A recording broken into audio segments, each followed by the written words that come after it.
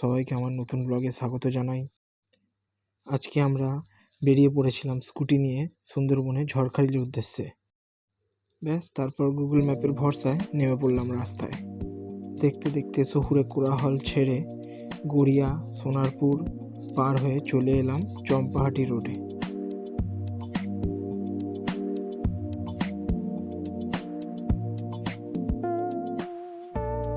দু সাইডের পেয়ারা চাষ দেখে আমরা বুঝতে পারলাম বারুইপুর পার করছি। সামান্য কয়েক জায়গা ছাড়া রাস্তার অবস্থা কিন্তু বেশ ভালো ছিল। রাস্তাটায় যানজট প্রায় নায়ের মতনই ছিল।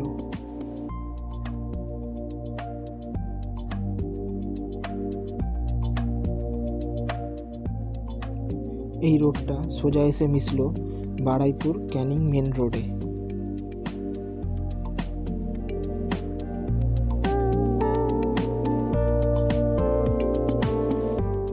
এই রাস্তাটাই সোজা চলে যাচ্ছে ক্যানিং।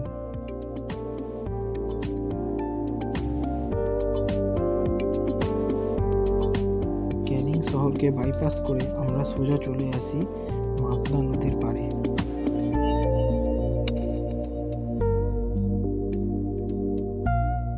কিছুক্ষণ নদীর পাড় বরাবর স্কুটি চালানোর পর আবারও উঠে পড়ি মেন রোডে।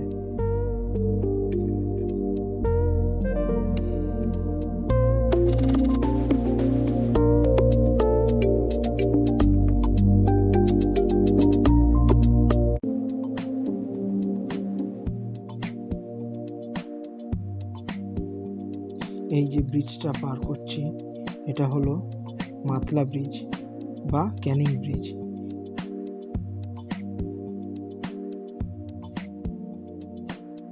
এই ব্রিজটাই কিন্তু একমাত্র ক্যানিং, সোনাখালি ও বাসন্তীকে যুক্ত করে।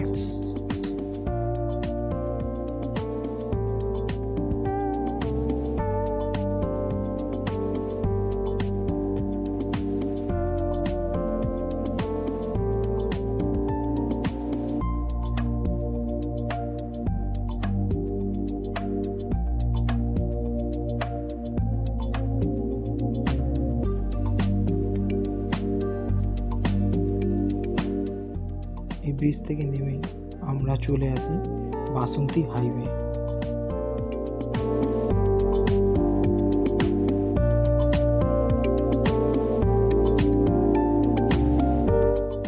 বেশ কিছুটা গাড়ি চালানোর পর আমাদের আবারও একটা ব্রিজ পার করতে হয়। এই ব্রিজটার নাম বাসন্তী হোগল ব্রিজ। এই ব্রিজটা সোনাখালিকে বাসন্তীর সাথে যুক্ত করে আর সুন্দরবন যাওয়ার 50% ফেরি কিন্তু এখান থেকেই ছাড়ে।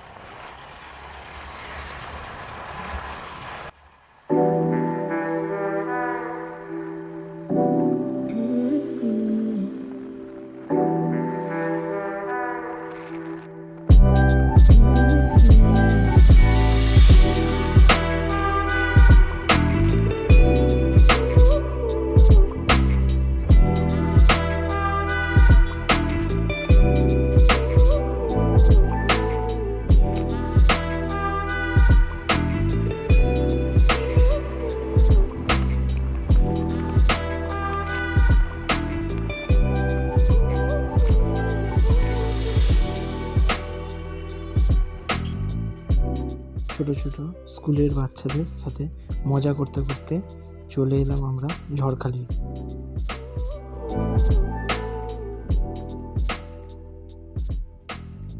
এইখানে ঢুকতে কিন্তু এক জায়গায় পার্কিং চার্জও নেওয়া হলো। এইটা তার লিস্ট।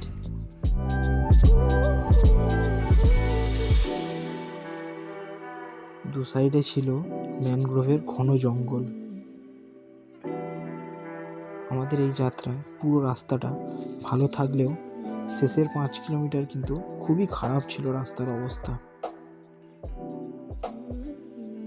ঝড়খালি থানা পার করেই আমাদের চোখে পড়ল পার্কের গেটটা।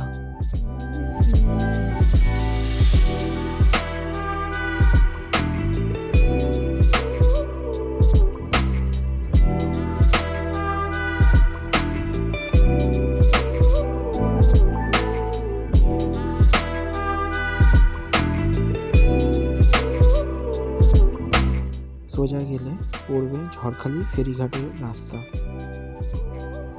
আমরা যাব বাঁদিকের এই রাস্তাটা।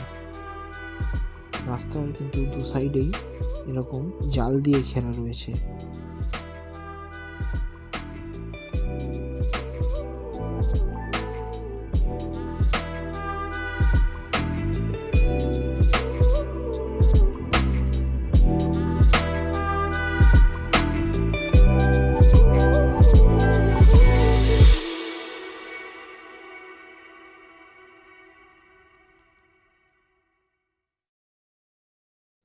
এই সুন্দরবন অঞ্চলে কি কি প্রজাতির কাঁকড়া পাওয়া যায় এখানে তারই একটা ছবি দেওয়া।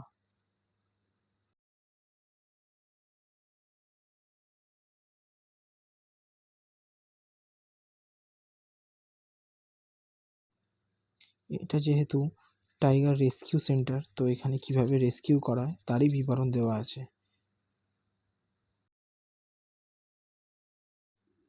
এই পার্কে ঢোকার জন্য টিকিট মূল্য লাগে 30 টাকা।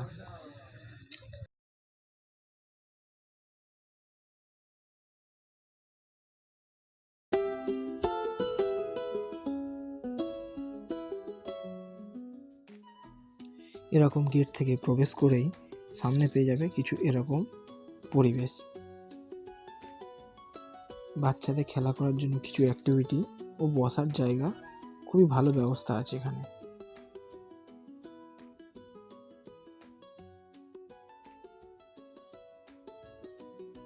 এখানে কিছু ইনস্ট্রাকশন দেওয়া আছে পার্কের ভেতরে কি কি করবেন বা কি কি করবেন না।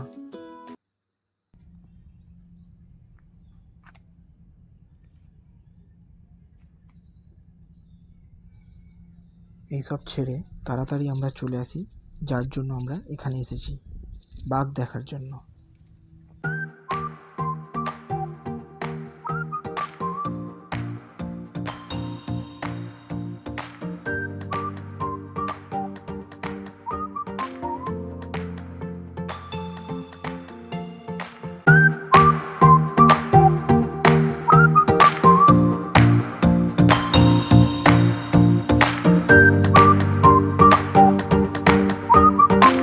আমাদের দেশের বিভিন্ন রাজ্যে কি কি পশু ও গাছ দেখা যায় এখানেই তার ছবি দিয়ে বিবরণ দেওয়া আছে।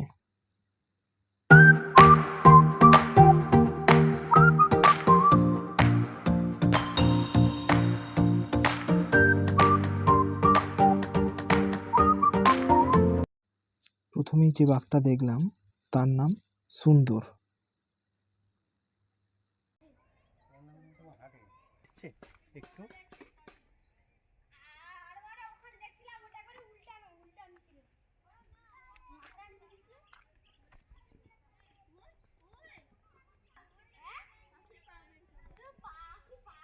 ওই যে দূরে শুয়ে রয়েছে গাছের ছাওয়ায়, নিশ্চিন্তে ঘুমাচ্ছে।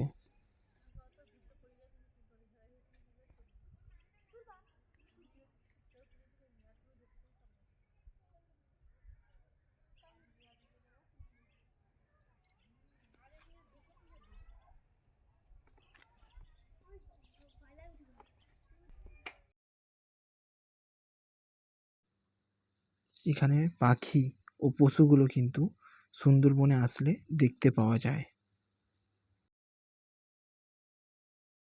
পর চলে এলাম সোজা কুমিরের খাঁচার সামনে।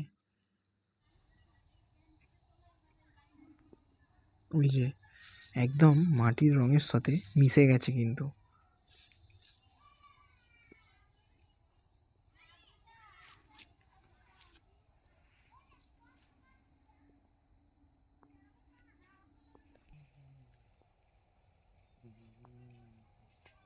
আর একটাই জলে, তার আসল প্রাকৃতিক রূপে।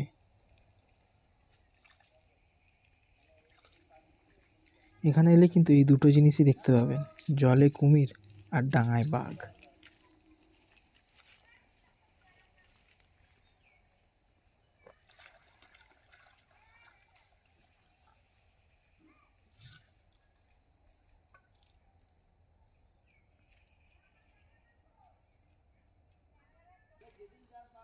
এই গেটে কিন্তু প্রবেশ নিষেধ। এখান থেকেই কুমির আর বাঘদের খাবার দেওয়া হয়।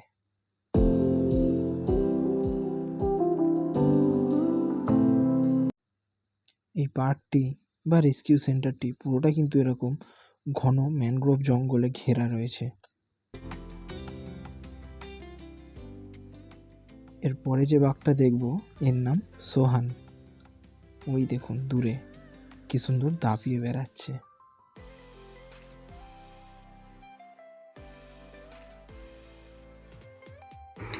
এত ভালোভাবে বাঘ দেখতে পেয়ে আমাদের কিন্তু এখানে আসাটা সার্থক হয়ে গেছিল।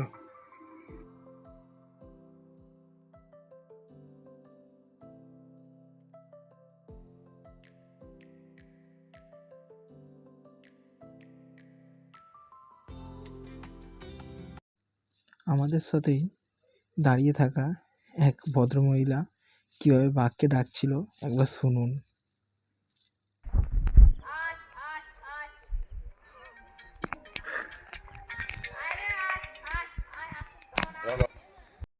বাঘটাও মনে মনে কিছু এরকম ভাবছিল। এহে রহা নেই যাতা, তড়প হি এসি হ্যায় না। সে যাই হোক, তারপরে আমরা চলে এলাম পরের খাঁচায়। এখানে বেশ কয়েকটি ময়ূর রাখা ছিল ও তার পাশে ছিল কয়েকটি চিল রাখা।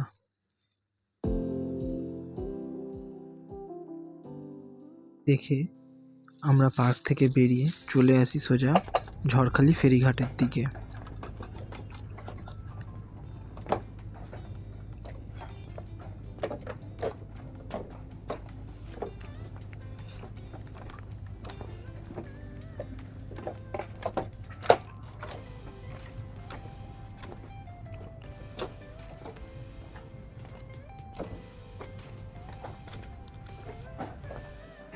এই হলো ঝড়খালি ফেরিঘাট।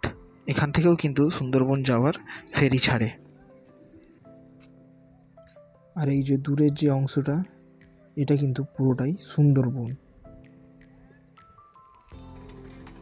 এই নৌকাটা কিন্তু ওই দ্বীপটা থেকেই আসছে মাছ ধরে।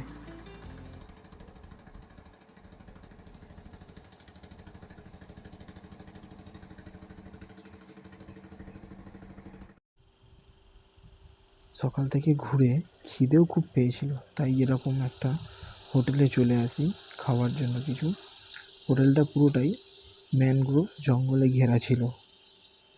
হোটেলের দৃশ্যটা ভালো হলেও এখানের খাবারটা মোটেও ভালো ছিল না।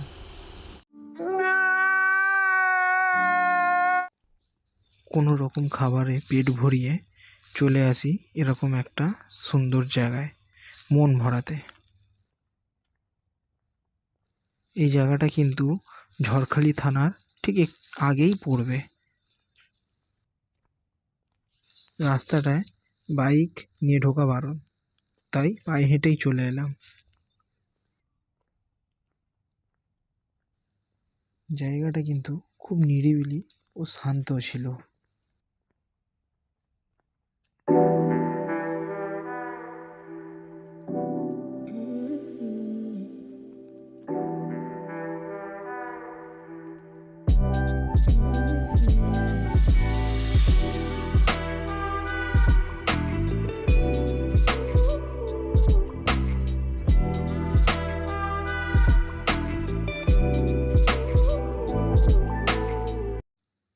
রাস্তায় ভিড় ঠেলে তাড়াহুড়ো করে বেরিয়ে পড়লাম ক্যানিংয়ের উদ্দেশ্যে।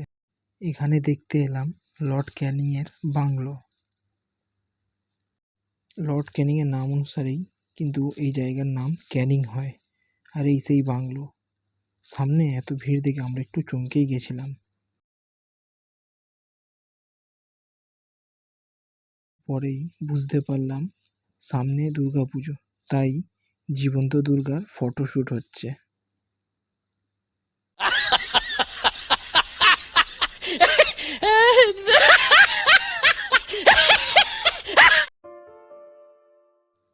ভিডিওটা ভালো লাগলে একটা লাইক আর সাবস্ক্রাইব করে দিও। Thank you.